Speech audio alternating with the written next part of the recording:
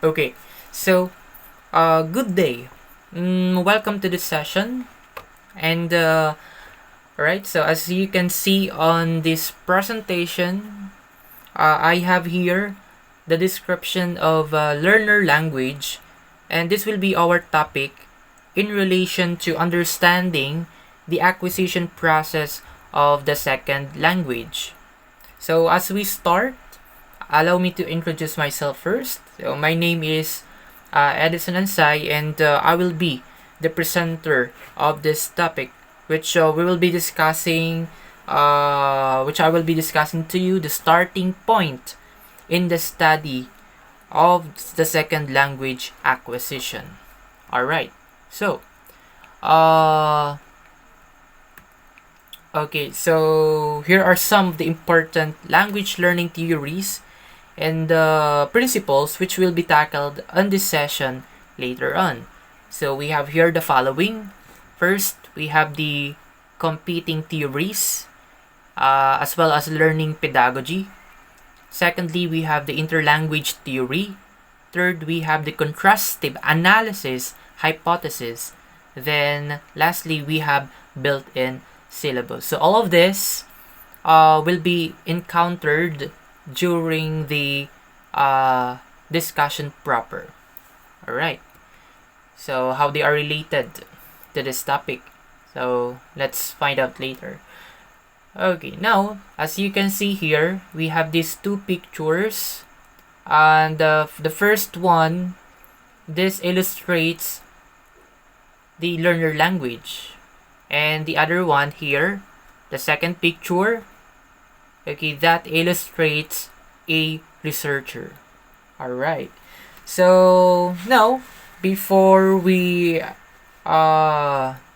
before we understand the relation of these two pictures in our topic, so let's start with a question first.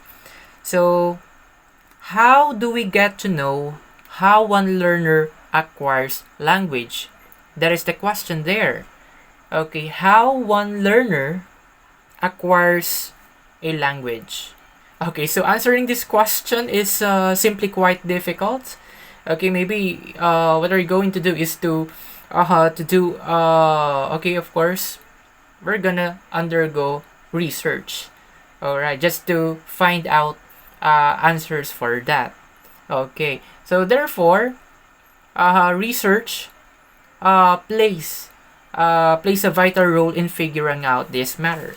Okay, and we all know that when we talk about research, that is a systematic process of understanding a certain phenomenon or a certain issue.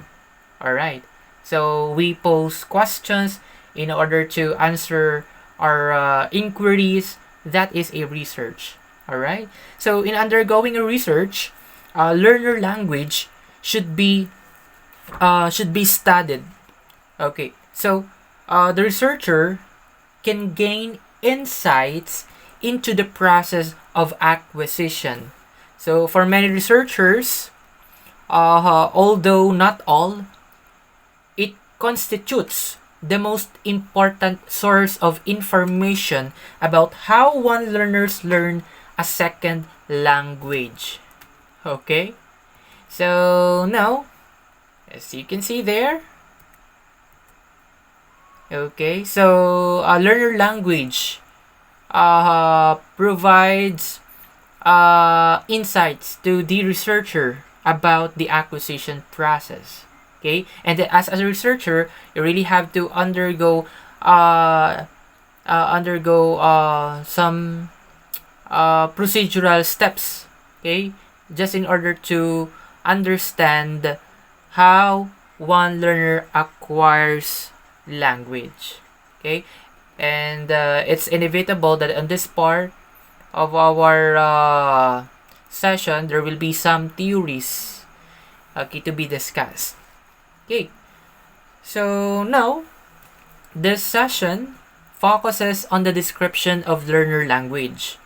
Okay, and basically its purpose is to provide an overview of the principal ways in which it has been studied and to describe its main characteristics.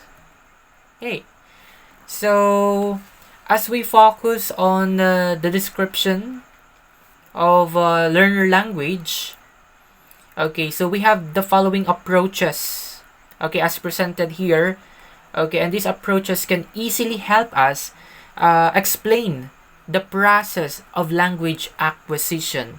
Okay, provided with some theories and various studies done by experts. And here are the following approaches. First, we have the study of learners' errors. Okay, secondly, we have the study of developmental patterns. And third, we have the study of variability. Fourth, we have the study of pragmatic features. Okay, so now let's get into the situation.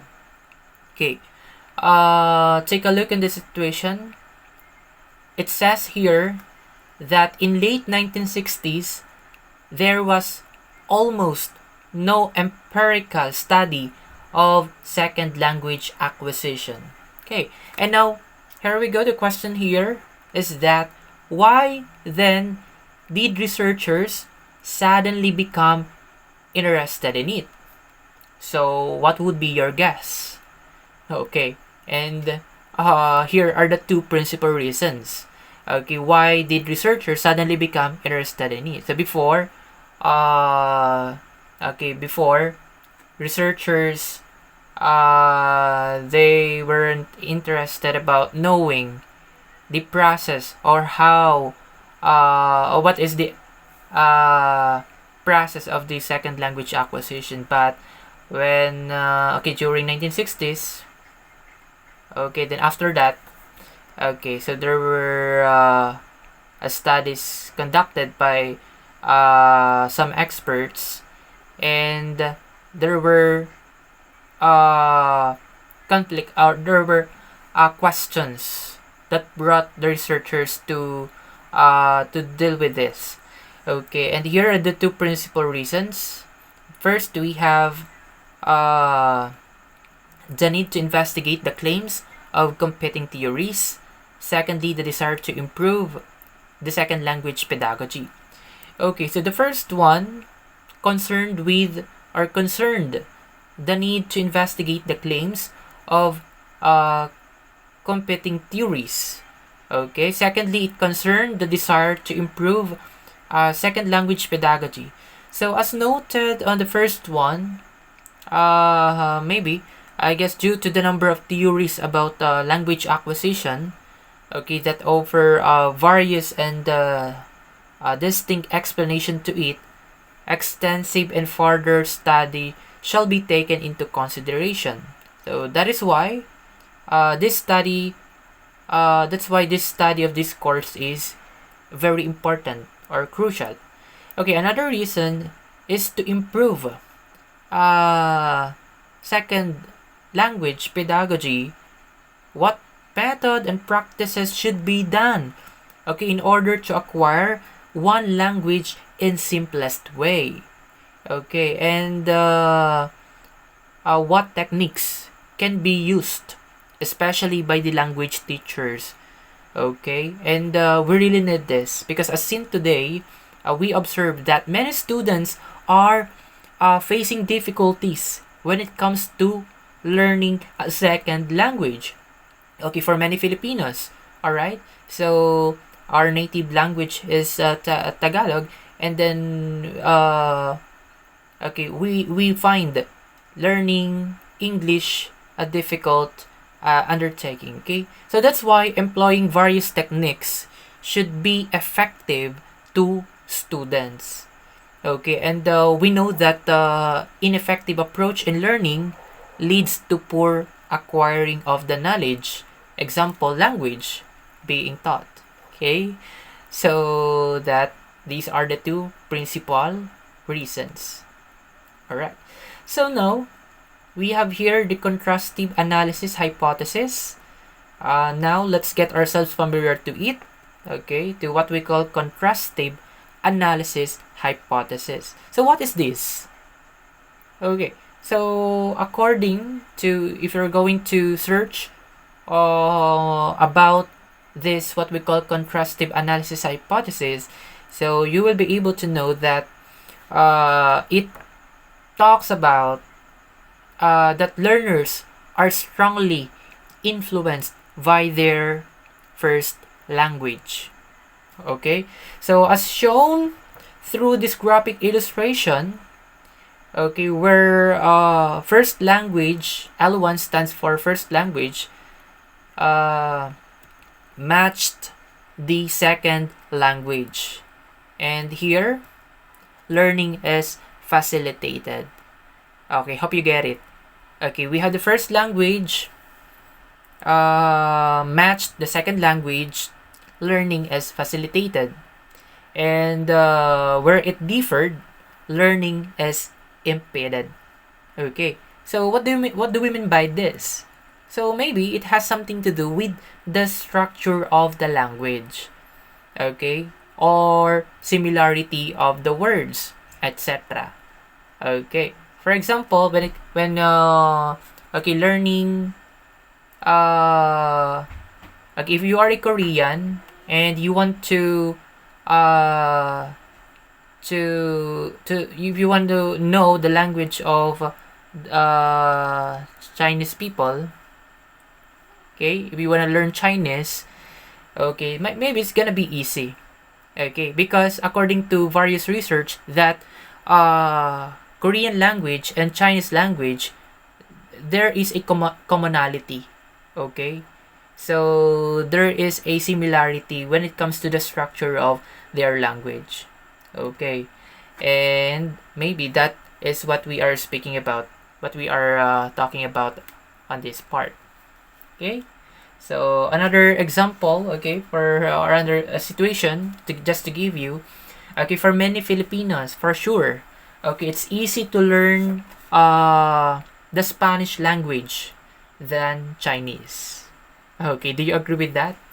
Okay, that Spanish language is easy to learn, okay, than Chinese.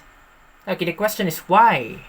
Okay, obviously, okay, what could be the answer here? So, because we all know that we were colonized by the Spaniards for a very long time. So, imagine, more than 300 years. And it is inevitable that during their occupation, we were able to adapt not just only their culture, but significantly their language. Okay, currently some of the Spanish words are part of our daily conversation. Okay, and I know you would agree with that. Okay, words like, for example, parol, okay, la mesa. Okay, these are some words that I know taken from the Spanish language. Okay, so we find learning Spanish language easy, okay, because of the familiarity of some words. All right, so learn Chinese or Spanish. Okay, so I prefer Spanish, and you know why. Okay, so now we have here, now according to, in the view of some, okay, for example, Lado 1957, errors are mainly the result of transfer of first language habits. Alright, the result of transfer of first language habits. So what do we mean by this? So probably what we are speaking about is the way we translate our first language to second language. So it's gonna be difficult, okay? So because the common problem here is that the common problem about this is the attempt, okay, to, for example, word by word translation, which is ineffective, and we would probably agree with Noam Chomsky's attack on this theory of learning. So later on, we will be discussing about Noam Chomsky's attack on this theory of learning. All right. So what do I mean is that, translating word by word is not recommended. Okay, So because there are some strategies that could be used instead. For example, is practicing or instead of word by word translation, okay, why not praise? Okay, so for example, learning any English language, so try to read English phrases. Okay, then okay, what is the English word of this? Okay, so it's gonna be ineffective. Okay, and that is proven. Okay, and proven by so many studies. Okay, now let's go with the what Chomsky believe. Okay, the we have here Chomsky with his conducted studies or by research on first language acquisition showed that children did not seem to learn their mother tongue as a set of habit, okay, but rather seem to construct mental rules which often bore no resemblance to those manifest their caretaker speech. Alright. And that is according to Chomsky. Okay? That we have what we call mental rules. Okay, something that cannot be seen, of course. That's in our mind. Okay? And that is according to Noam Chomsky. Okay?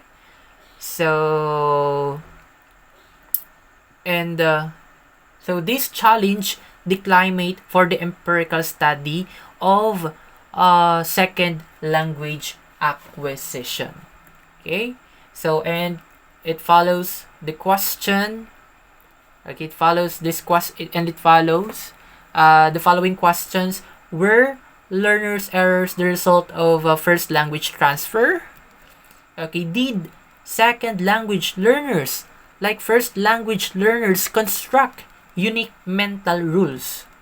Okay, so answering these questions, okay, so this could only be answered by looking at learner language. That's why it's very important for us to understand, okay, the theories, okay, about learner language, okay, the process of acquisition. Okay, so after knowing the competing theories as one of the principal reasons of studying second language acquisition, another one is concerning with language pedagogy. Okay, when we talk about pedagogy, it has something to do with method or what practice, okay, is effective in order to teach the language in a simplest way. Okay, so if you're going to search what are the prevailing methods of the day, okay, when we talk about language pedagogy, basically there are two. We have the audiolingual method. That's the method 1. Method 2, we have the oral or situational approach. So both of this emphasize tightly structuring the input to the learner and controlling output in order to minimize errors.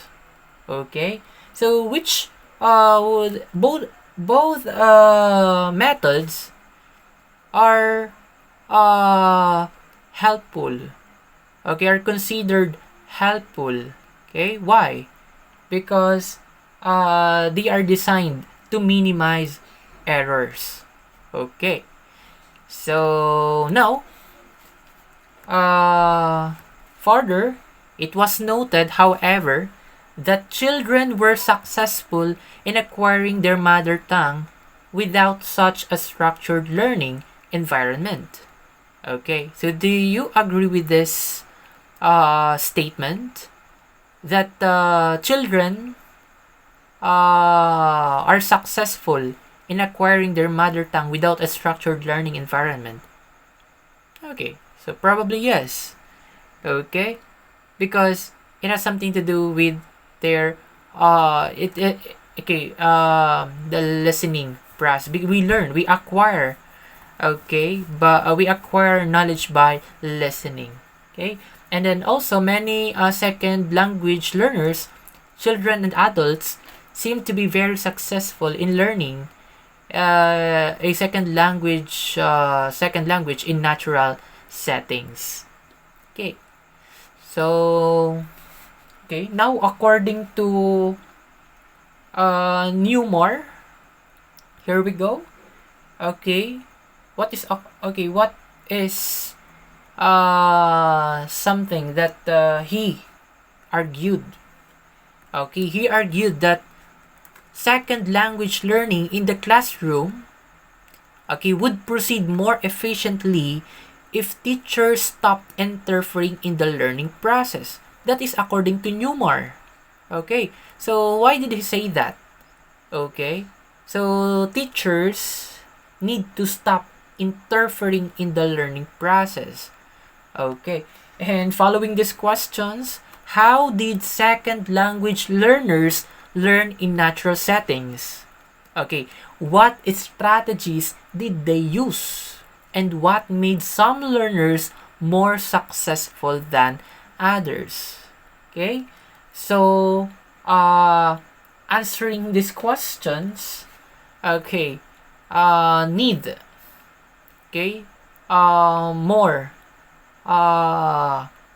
studies. Okay, so these were questions that invited empirical inquiry. All right, so now, okay, many of the early studies in second language acquisition research investigated second language learners in untutored settings. Okay, so motivated in part by the desire to find what experiences work for them so that suitable copies could be introduced in the classroom. Okay, so we can say here that the process of understanding this phenomenon or this process of acquisition is quite difficult. Okay, and that's why a thorough discussion of this and analysis of the theories being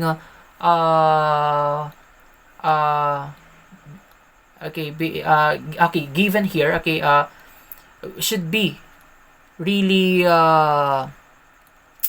given special attention. Okay, so like for example, early studies in second language research investigated second language learners in untutored settings. Okay, ayan. And now, okay, it constitutes the background to the study of learner language. Okay, and one should clearly understand that although the empirical studies were primarily descriptive in nature, they were not theoretical. So when we say not theoretical, meaning theoretical. Okay, so which means it can still, although the empirical studies were descriptive in nature, okay, it means that it can still provide insights, and it will give so it will be helpful. Okay, it will provide helpful piece of information in understanding the process of the second language acquisition. All right, so another we have here, now it says that during the late 1960s and 1970s, okay, a growing consensus was reached. The behaviorist theories of second language learning were inadequate. Okay, so during this time, okay, the behaviorist theories of second language learning were inadequate. Okay, that is why Okay, in which L2, in which first language and like first language learners were credited with a built-in syllabus. Okay, and what do we mean by built-in syllabus? Okay, so which, as it given there, okay, guide their progress or development. Alright, so thanks to built-in syllabus, because its purpose is to, of course, given there, to guide the progress or development of learning a language. Okay, now we have here we have Larry Selinker, okay, who coined the term interlanguage. And interlanguage, this refers to the special mental grammars that learners constructed during the course of their development. Okay, and interlanguage theory credited learners with playing an active role in constructing these grammars. Okay, so that is interlanguage theory. And further, interlanguage theory treated their behavior, so not just only their language, but as well as their behavior, okay, errors, as rule governed. All right, so the language they produced, therefore, okay, reflected, okay, the strategies they used to construct provisional grammatical rules. Okay, so maybe it's clear, okay, that the interlanguage theory, okay, so the language that learners produced, okay, therefore reflected the strategies they used to construct provisional grammatical rules. All right, so although the main concern of this section is the learner language, some attention to theory is inevitable. Okay, now,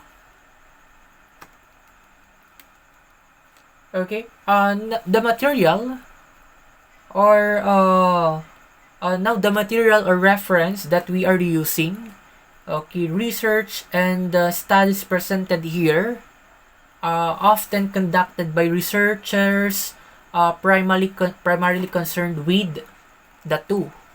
Okay, with this two, we have the second language acquisition and the second language pedagogy. All right, so that's why, okay, the latter topics to be discussed here are more on theories that supplements the idea of what methods and practices can be effectively used in the context of language teaching. Okay, so inevitably, as researchers, we have to indulge on various fields to us in our inquiry. Okay, so what are these fields? Okay, that we have to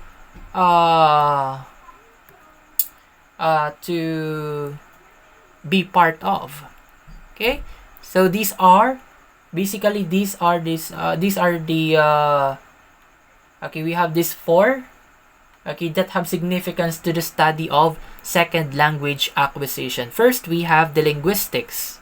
Okay, and secondly, we have first language acquisition research. Third, the social linguistics. And lastly, we have the pragmatics or discourse analysis. Okay, so linguistics, we all know that refers to more systematic study of language. And linguistics, okay, it provides researchers with well-defined categories to investigate. Okay, and then first, language acquisition research or studies, Okay, it provides researchers with useful procedures for collecting and analyzing learner language. Okay, and then sociolinguistics, it provides theories and methodologies for examining variability, and pragmatics or discourse analysis that facilitates the study of learner language in a wider social and textual content. All right. So,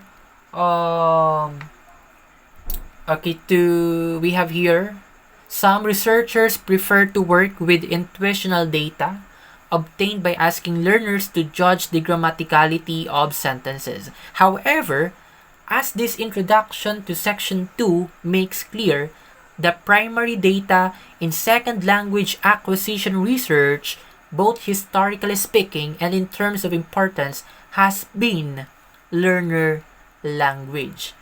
Okay, so to summarize, generally speaking, one crucial step to understanding the SLA or the second language acquisition is the ability to simply understand a learner language. Okay, again, learner language, studying this matter, is always accompanied with theories. Okay, such what have been mentioned here earlier. Okay, so that is why if you are one of the researchers who will be studying about this matter, so you need to indulge with reading studies written or conducted by some experts. Okay, and that is inevitable. Okay, so I think that would be all. Thank you for listening, and have a nice day. So thank you for watching this video, as this will be posted on my YouTube channel. Okay, so thank you and have a nice day.